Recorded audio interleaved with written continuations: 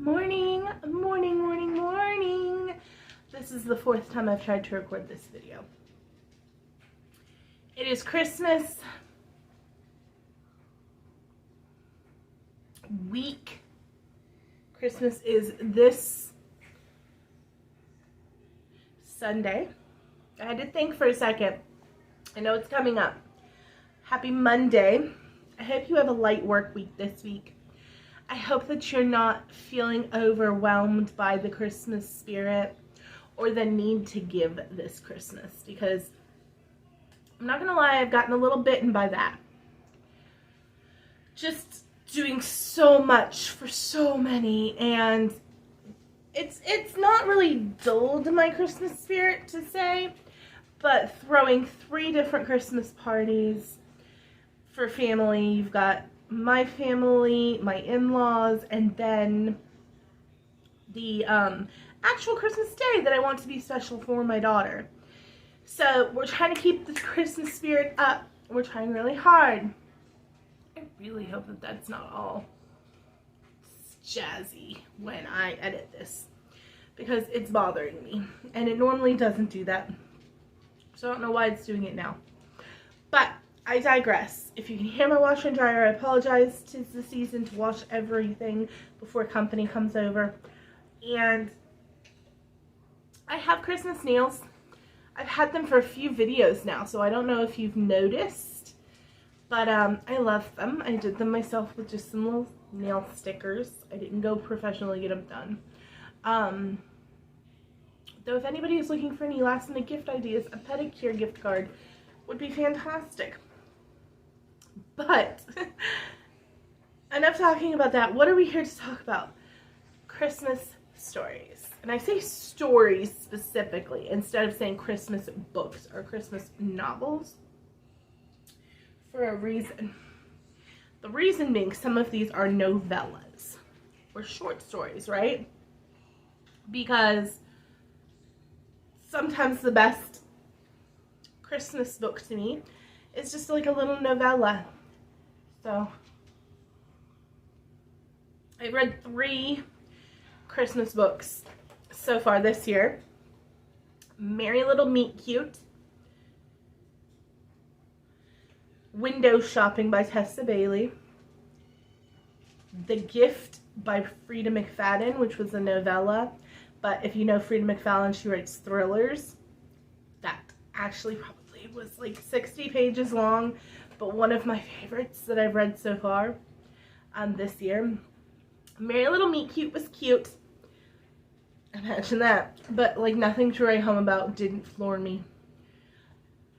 Window Shopping I actually really liked. It's like a second chance Christmas story, because it's about a girl who is just gotten released from prison and she's trying to start her life over. A little unrealistic. Just a smidgen unrealistic. The likelihood of her running into a vivant shop owner on the streets of Fifth Avenue who just happens to be single, never married, no kids, and like literally the personification of a Christmas miracle. What's the likelihood of that? But whatever, we're gonna go with it and just read it for the sheer Christmas joy. And I liked that one. I did. None of them made my top 5. So here, in no particular order. I say that because I'm not one who can usually like numerically rank my books very easily, because there are different things that I like about each of these books individually, right? There are a couple of surprise ones, and then there are a couple that you're going to be like, yeah, I knew Lauren, and I knew that book was going to be on this list, so come along with me. The first book is one of those, yeah, I know Lauren, and I knew that was going to be on this list, because it's a classic. It is a book you cannot do Christmas without, in my opinion. And that is Charles Dickens's The Christmas Carol. You can't do it. There's so many movie varieties out there. Most of them are amazing. I love the Muppet Christmas Carol. I love the Mickey Mouse Christmas Carol. I love the live action that's just actors Christmas Carol. All versions, like, it's just fantastic. It's fantastic. The story and what it represents and what it means will never get old. This book was written in, I believe, the late 1800s, possibly early 1900s. And it just is super relevant today. Like, super relevant. So if you live under a rock, or you're just not a Christmas person, or maybe you didn't have a great childhood and nobody ever introduced you to these kind of things, and you don't know what a Christmas Carol is, A Christmas Carol is the story of Ebenezer Scrooge. That is where we get the Scrooge, when you call somebody a Scrooge, from. So Ebenezer Scrooge, he's a wealthy, wealthy man. And he is not very kind to his employees and the people around him. His partner Marley has died. And the story opens with Charles Dickens telling you that Marley is dead. Well, Scrooge begins to see Marley. And he is visited by the ghost of past, present, and future. That basically shows him his past, shows him things he's not seeing in the present, and shows him what the future looks like if he does not change his ways. It is an amazing story about giving and caring and the true meaning of Christmas. And if you don't cry over a little tiny Tim, I don't want to be your friend. Book number 2. We're going to knock out the ones you guys know already. That's Little Women. Not traditionally, I wouldn't necessarily say just a Christmas novel, but Louisa May Alcott's Little Women was written so before its time. The strength of these women, these young women, the drive. Jo will forever be one of my favorite characters ever written. It's a phenomenal coming-of-age novel. It's a phenomenal love story. It's a phenomenal sad story. It's got drama, family drama. It's got everything you need in a good, solid, strong novel. Little Women by Louisa May Alcott, my number 2. Just brilliant, brilliantly done stuff. Okay, let's move on. So you guys know I love the Black Dagger Brotherhood, right? This one is a little bit of a fluke. I was having a hard time picking this. If I were to give a numerical order to these, this would be number 5 probably. The first 4 I don't think I could place, but this would solidly round out the bottom. Because I actually had a hard time coming up with my 5th book. I had 4 that I knew immediately, right away. Book number 5 was hard. But I really enjoyed this book. It's a newer book. And you know I love the Black Dagger Brotherhood, right? J.R. Ward's world that she's created is just deep and brilliant and very well thought out. And the characters live rent-free in my head from the time I read the first book when I think I was in high school, or maybe slightly post-high school. They live rent-free in my head, right? So she did a Christmas book. It is called, I'm looking up the exact name, Where Winter Finds You. And yes, it is very strong Blake Wynne, but it does all of the original brothers have to do with, and gift giving and the spirit of Christmas to them, to a vampire. What's the spirit of Christmas to a vampire? Where it's not very religious based. Though Butch is a Catholic, as you will read. So yeah, it's an excellent, excellent book.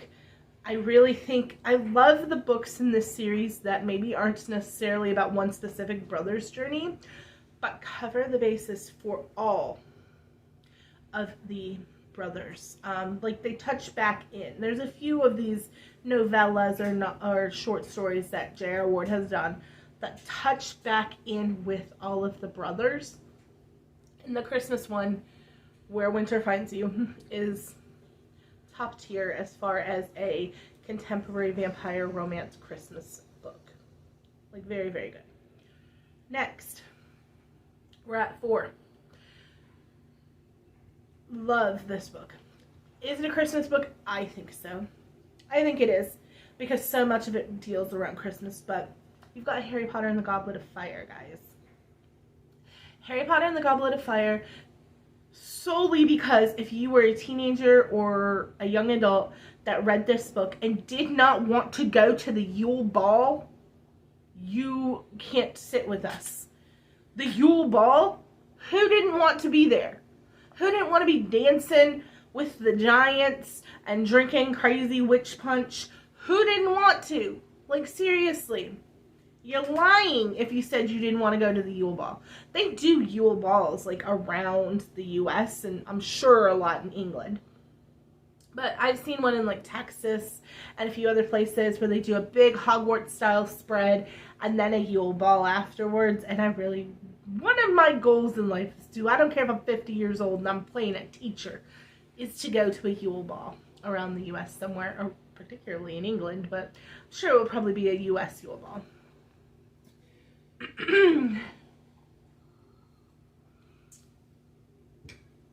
All right, rounding this one out. This one is nostalgia for me. My dad is a huge Sherlock Holmes fan. I read Sherlock Holmes growing up as a teenager because it was in my father's home. He had a full collection. But I'm trying to remember exactly how it's worded because I always want to say barnacle, and that's not right. I believe it's Sherlock Holmes and the Adventure of the Blue Carnacle. So it's like a blue diamond, basically, that is missing, a blue priceless gemstone. And it is the day after Christmas, and Sherlock has a mystery to solve. The mystery starts out because there is a man who is missing a goose and a hat, and they need to find the man that is missing the hat and the goose. So Sherlock does like an overview of the hat and comes up with these little tiny things that Sherlock finds to try to identify more things about the hat, to know about the person, right? And then turns into the fact that this missing blue carnacle is hidden in the goose. And it's just a really good story. It's very Christmassy, and it's traditional Arthur Doyle, written in his style. If you love Sherlock Holmes, then you will love the missing blue carnacle, the adventure of the blue carnacle. So yeah, those are my top 5 Christmas stories. And like I said stories because at least Sherlock Holmes and Where Winter Finds You, I believe, are considered novellas or short stories. I would love to do a video on my favorite Christmas movies, top 5, but that's a lot harder for me because I'm not as hard on movies as I'm on books. So I like a lot more movies than I like necessarily books. Like, a book has to keep my attention, or it's not going on a list for me. And I don't know how to describe it, but I'm not as hard on books. So it's harder for me to make a movie list. I mean, I'm not as hard on movies. So it's harder for me to make a movie list. So I'm not sure if I'm going to do that or not. I have a Christmas haul coming up on Christmas Day. So that week, I don't know if you're going to get a Monday video. It might, so next Monday, you may not have a video. It might come out on Sunday. We'll see. You may have a Sunday and a Monday video. I don't know. Wednesday's video may either be a book review, something from my backlog, or it could be the top 5 Christmas movies. I'm not sure. It's the week of Christmas, and I'm trying to find the time to do everything. If not, I do have a video in my reserves to put up on Wednesday. So I love you guys so much. I hope you enjoyed my top 5 Christmas books, because I enjoyed sitting down and coming up with them for you. We've got The Christmas Carol, Little Women, Black Dagger Brotherhood Christmas Story. We've got Sherlock Holmes, and we have Harry Potter. All solid choices. So, love you guys so much, and Merry Christmas, and I hope you guys are having an amazing week. Bye now.